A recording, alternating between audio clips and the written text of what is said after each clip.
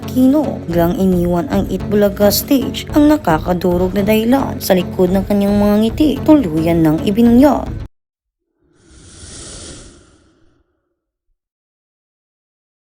Isang palaisipan sa libo-libong manonood ang biglaang paglisa ng nakababatang anak ni Chris Aquino sa kalagitnaan ng napakasayang pagdiriwang ng ika-47 anibersaryo ng pinakamatagal na non-time show sa bansa. Sa kabila ng nag-uumapaw na enerhiya, walang patid na tawanan at malalaking ngitian ang pinakita ng 19 na taong gulang na binata sa harap ng kamera at sa mga tagahangang nag-aabang sa kanya. May isang napakabigat na lihim pala itong itinatago. Marami ang labis na humanga sa profesionalismo at kababaang loob ni Bemby dahil pinabiyan nito ang bawat hiling na itrato at ngiti ang mga manonood upang hindi masayang ang pagod ng mga bumiyahe para lamang makita siya. Subalit laking gulat ng lahat nang hindi pa nito tinapos ang kabuuan ng programa at nagmamadaling lumabas ng studio na tila may isang napakahalagang buhay na kailangang balikan. Lingid sa kaalaman ng mga naghihiyawang taga-suporta sa loob ng studio, isang nakakawasak ng pusong senaryo ang kasabay na nagaganap sa mismong labas ng gusali. Habang buong pusong nagbibigay ng saya ang binata sa milyoniyong Pilipino, ang kanyang ina na nakatakdasan ng sumuporta sa kanyang napakahalagang araw ay tahimik na nagdurusa sa loob ng kanilang sasakyan. Hindi na nagawang pumasok ni Chris Aquino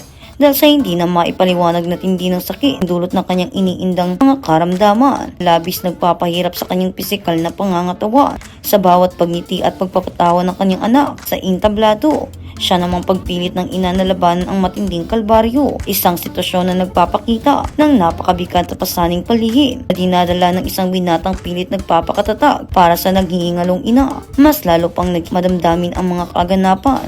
Nag-isalaysay ang nakatagong sakripisyo ng ina para lamang hindi mag-alala ang kanyang dalawang anak. May mga gabing pinipilit nitong magtago sa ilalim ng kumot at palihim na pinupunasan ang kanyang mga luha gamit ang tisyo upang hindi makita ng kanyang panganay na si Joshua ang matinding paghihirap na halos hindi na niya makayanan. Subalit sa kabila ng pagtatago, matinding nararamdaman ng panganay na anak ang makungulila at sakit ng ina, kung kaya't kusa nitong iniaalok ang kanyang sariling braso upang maging sandalan ng may sakit. Ang simpleng pagyakap at pagngingig sa tibok na puso ng kanyang anak ang nagsisilbing natatanging lakas ni Chris upang patuloy na lumaban sa kamila ng tila walang katapusang mga medikal na proseso at mga paggagamot na sa kasamaang palad ay madalas nabibigo. Ang araw ng pagdiriwang na iyon ay sinamang palad din na sumabay sa isang napakalungkot na kabanata sa kasaysayan ng kanilang pamilya, ang ika-12 anibersaryo ng pagpanaw ng dating Pangulong Cory Aquino. Dahil sa patong-patong na emosyon, matinding pisikal na sakit sa mga binti at hita at sariwang pangungulila, tuluyan ng bumigay ang katatagan ng ina pag-uwi nila mula sa studio. Isang bihirang pagkakataon sinira nito ang sariling patakaran na huwag kailanman ipakita ang kahinaan sa mga anak at tuluyan itong humagulgol ng buong lakas sa mga bisig ni Bimbi. Isang napakasakit na realidad na pagkatapos magbigay ng kaligayahan sa buong bansa, isang matinding hamon sa buhay ang kailangang hanapin at harapin ng magkapatid sa loob ng kanilang sariling tahanan. Ang pagpasok ng binata sa mundo ng showbiz at pagtanggap ng mga proyektong tulad ng pagiging host ay nagbubukas ngayon ng maraming espekulasyon mula sa publiko na nakasubaybay sa kanilang pamilya.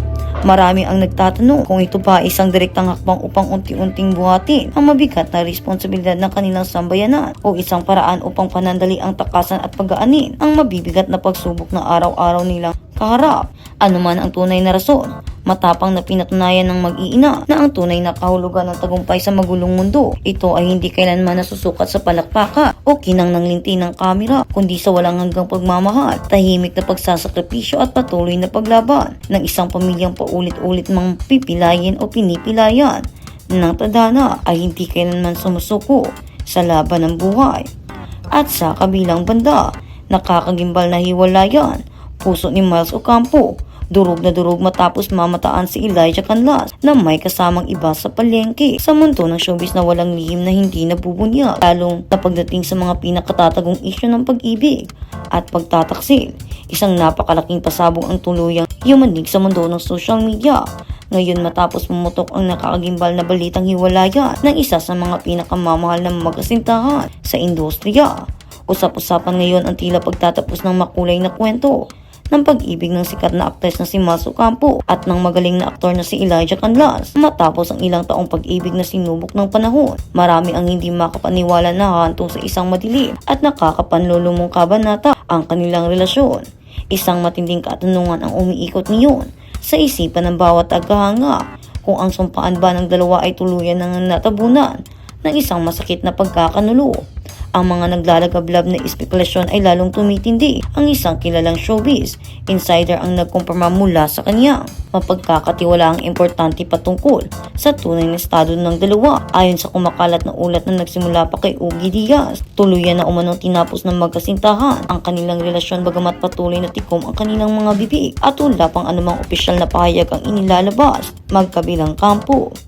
Sa kabila ng katahimikang ito, mas lalong naging maingay ang usap-usapan sa iba't ibang plataforma dahil sa kawalan ng pagtatanggi mula sa nasasangkot. Nasubok ang hinga ng komento ang magkabilang panig. Isang nakakabinging katahimikan lamang ang isinukli nila na tila isang tahasang pag-amin sa mga balibalitang unti-unting sumisira sa puso ng kanilang mga masusugid na taga-suporta. Ngunit ang pinakamatinding dagok na lalong nagpadala sa sitwasyon ay ang mabilis na pagkalat ng isang controversial na video na gumagala ngayon sa iba't ibang sulok ng internet. Sa kalagitnaan ng maiinit na isyu at pagdadalamhati ng mga fans, namataan ang aktor na si Elijah Canlas na may kasamang ibang babae sa isang pampublikong palengke sa probensya ng La Union. Ang nasabing babae ay kinilala bilang ang kapwa personalidad at singer na si Tia Astley. Ang hindi inaasahang pangyayaring ito ay nag-iwan ng napakaraming katanungan at masiding pagkadismaya mula sa publiko. Ito na ba ang malinaw na pagtataksil sa industriya o isa lamang itong pagkikita na pilit binibigyan ng mali siya ng mapanuring mata ng lipunan? Ang paglitaw ng nasabing video ay nagpasiklab ng matinding simpatiya para kay Mals habang inuulan naman ng mabibigat na pangungusga ang kanyang nobyo. Ang kwento ng kanilang pag-ibig ay hindi na bago sa mga masalimuot na pagsubok at drama. Matatanda ang naging opisyal ang kanilang samahan noong taong 2022 bago dumaan sa isang matinding hiwalayan noong 2023. Ang kanilang pag-aayos at muling pagbabalikan noong 2024 ay nagbigay ng panibagong pag-asa sa lahat na tila naging matibay na patunay na wagi ang tunay na pag-ibig sa gitna ng unos. Ngunit sa paglutang ng mga panibagong kontrobersyang ito na may kasama pang ibang babae, marami ang nagtatanong kung may puwang pa ba para sa isa't isa pang pagkakataon o kung tuluyan nang natapos ang kanilang kwento ng walang balikan. Habang patuloy na nag-aabang ang bansa sa buong katotohanan, isang bagay ang nananatiling malinaw. Sa mundong puno ng kinang at kasikatan, ang pusong minsan ng nagmamahal at nasugatan ay mahihirapang makalimot sa sakit ng isang nakakagimbal na pag-abandona. Kaya naman, abangan natin ang magiging susunod na kabanata tungkol sa mga isyong ito. Dito lang abangan.